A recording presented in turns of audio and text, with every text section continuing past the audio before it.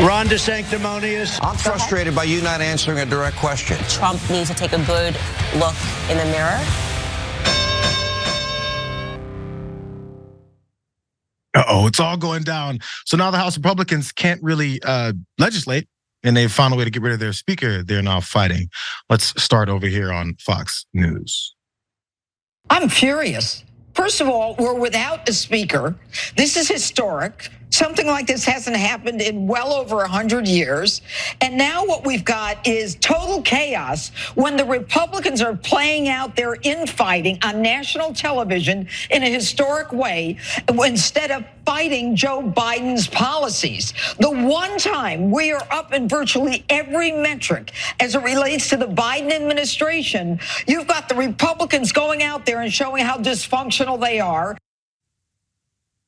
Are they dysfunctional or are they showing how dysfunctional they are? Because they're showing it, they must be dysfunctional. Why do you still support these folks that do these things? But still, she's upset.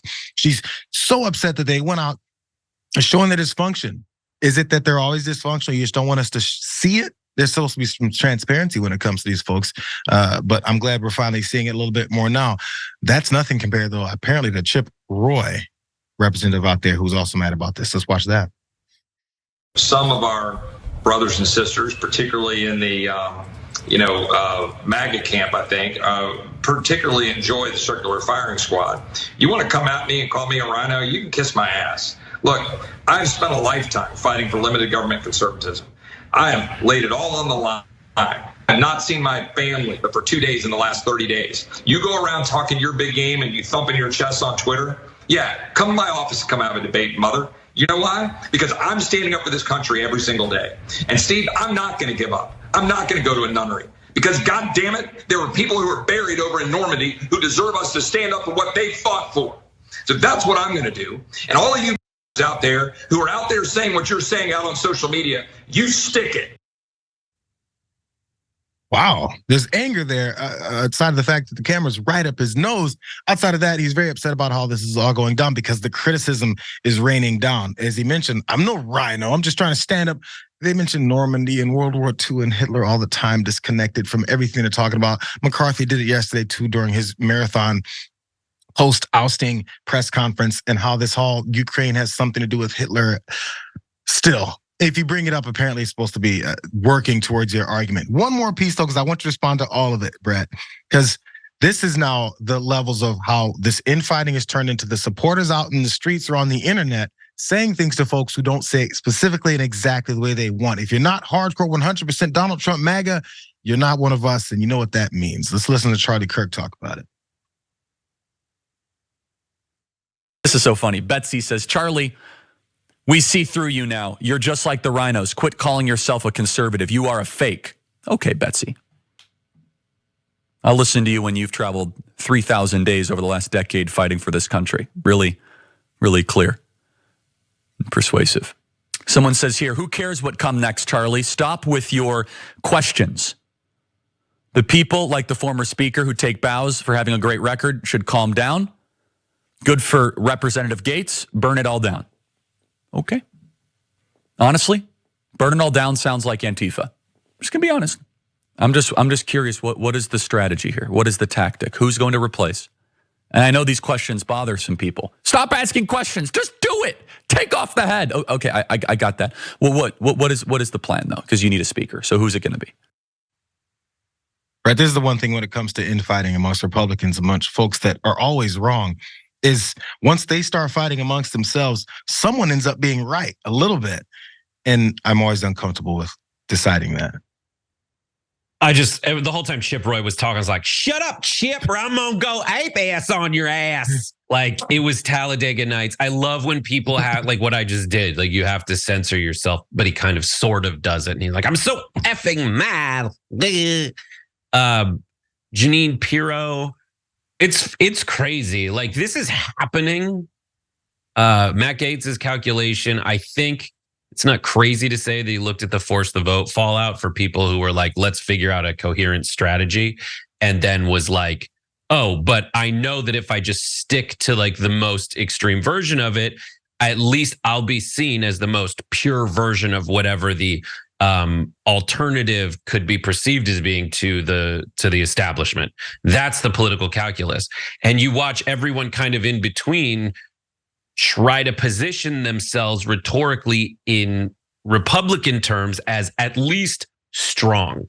They're trying to seem strong because no matter what position you take in politics these days in a Donald Trump world, you at least get a base amount of support points if you're perceived as strong. And the job of people like Matt Gaetz right now is to convince everyone else that unless you were one of the 8 people that voted against McCarthy, you're absolutely weak. And what you end up seeing in these situations is just different tactics to try to explain why they did what they did. I don't see anyone really clearly laying out, Matt Gaetz included, what the legislative agenda was on either side.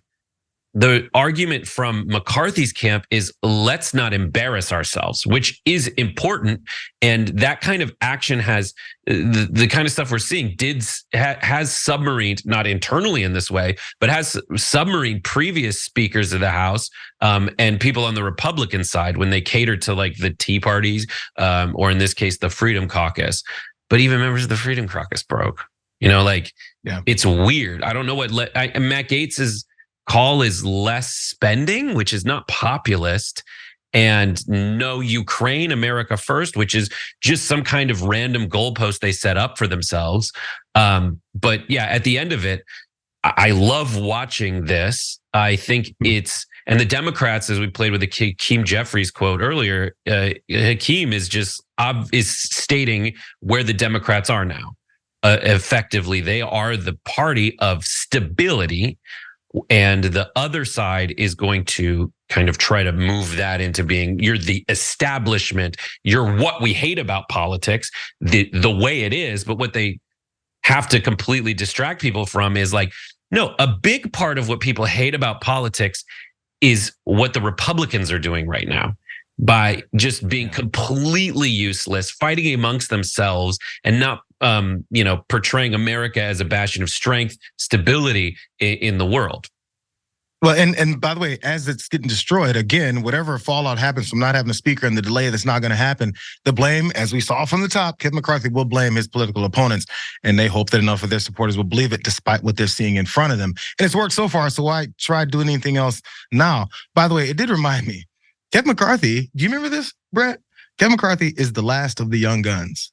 Remember? Yeah. I do remember. Guns. Paul Ryan, Eric Cantor, and Kevin McCarthy.